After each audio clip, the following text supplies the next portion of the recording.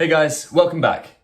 As I said in my first video, I do offer a service for providing expert personalised feedback to your personal statement. This can be done by dropping me an email. All of the details have been posted below, so make sure you check it out. Hope you guys enjoy the video. Hi guys, we're back again. In the last section, we sort of looked at the main body from an academic side, and this was sort of split into why you're suited for your subject and why you're suited to your chosen course. But in this session, the key focus is the extracurricular element of your personal statement. So just quickly running through the last slide, just to summarize. Actually, I'm going to go back. You can see on the main body where the extracurricular is set to be. So you want it to be the penultimate paragraph of your personal statement. And this is really important just with the sort of structure and format of your personal statement. It just looks very professionally done. If you can start with the introduction, have your academic paragraphs, finish with your sort of extracurricular, and then conclude it all, just to summarize it. So that's where it should be lying in regards to the personal statement. But yeah, we looked at why you're suited for your subject, why you're suited to your chosen course, and now we're going to be getting on to extracurricular activities. So as you saw from the slide earlier, it is the smallest part of the main body. So it's about 10 to 12 lines or so. So it's not going to be a huge element of your personal statement, which is where a lot of people go wrong with their personal statement. Too often people get too sucked into their own sort of hobbies and interests and don't really tailor everything they write towards why they should be offered a place at university to study economics. So a fundamental aspect of this extracurricular activities are obviously your hobbies and your interests. And these really can be absolutely anything, whether it's calculus, trumpets, film, photography, basketball, tennis, chemistry, whatever really you are interested in, what you get up to outside of your academic life. And yeah, it's really good if you sort of bring this in the penultimate paragraph. A big thing, just avoid outrageous claims. A lot of people love to exaggerate what they've done. They might say, I played for Chelsea, I played academy here, I actually play in the Royal Albert Hall every week. Avoid these claims because an admission student is going to know they're not sort of true if it's written in a way that it's quite clear and obvious. So yeah, just something to avoid. I'm actually going to jump to slightly later on in my presentation because I have much more detail on extracurricular activities. So just bear with me for 1 minute. Okay. So your extracurricular activities sort of stand you out as who you are as a person. And I think one of the core things is that it shows you're a balanced person. It shows that you aren't just a robot who thinks economics is all I think. You actually have a life outside of academia. You do fun things. You have these traits and aspects which make you a human, which may sound ridiculous, but yeah. And this is the place where you want to be showcasing your skills.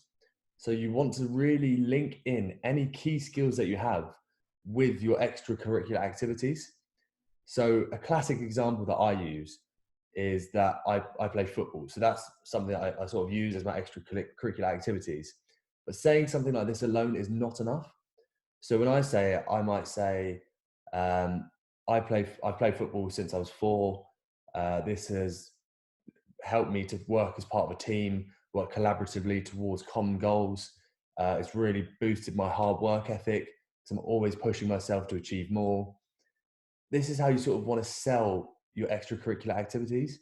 You don't want to just state what you've done because there's no value in that whatsoever. And yeah, as this next point says, there's no intrinsic value in playing country level rugby, county level rugby, or having a diploma in acting because you're not going to win a place on excellence in these fields.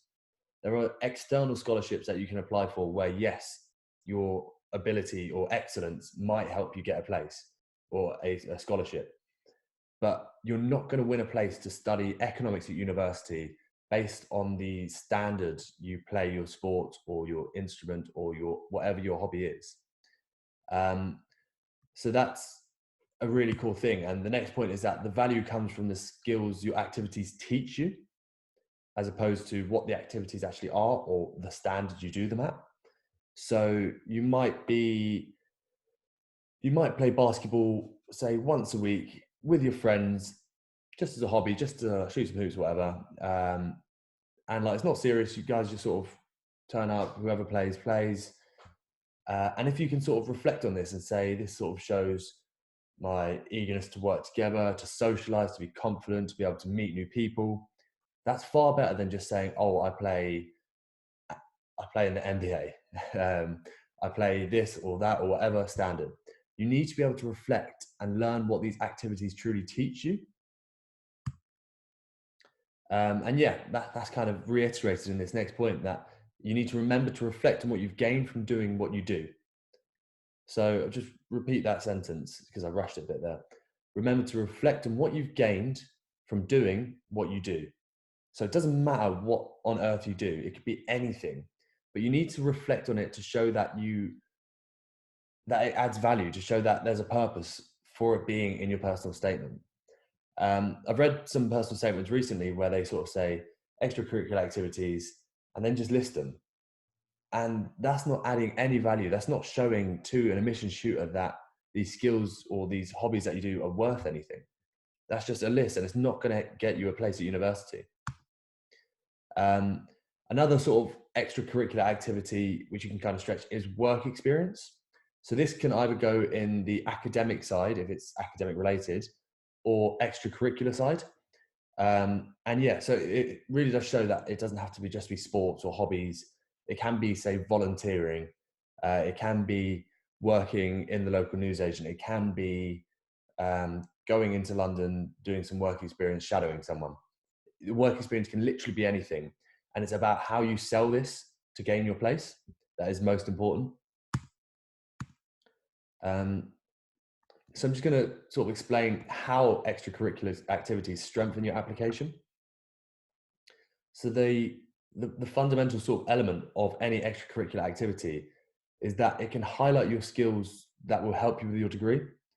So if you recall earlier, I said how I play football and this sort of helps my drive and determination to achieve more.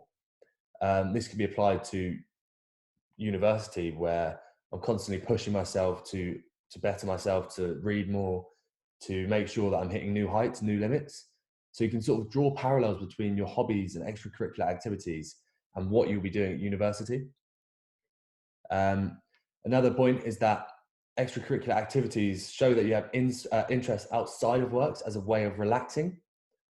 And kind of linked to this, the final point is that it shows that you have enough time for extracurricular activities and can also support a thriving academic life. So it shows that you have time to have this balance, to be an all-rounded individual. Because at the end of the day, they want all-rounded people. They don't want someone who's just going to be focused on academic studies the whole way. They want people who are going to add value to the university. And these extracurricular activities show that you have the skills to add something to the university. So that was just a sort of brief session on the benefits of including the extracurricular activities. I just sort of want to summarize it by saying it's really important that this is the sort of penultimate paragraph. And it's easy to get carried away by writing too much about your extracurricular activities. But it really should only be about 10 to 12 lines. Because fundamentally the personal statement is a focus on economics.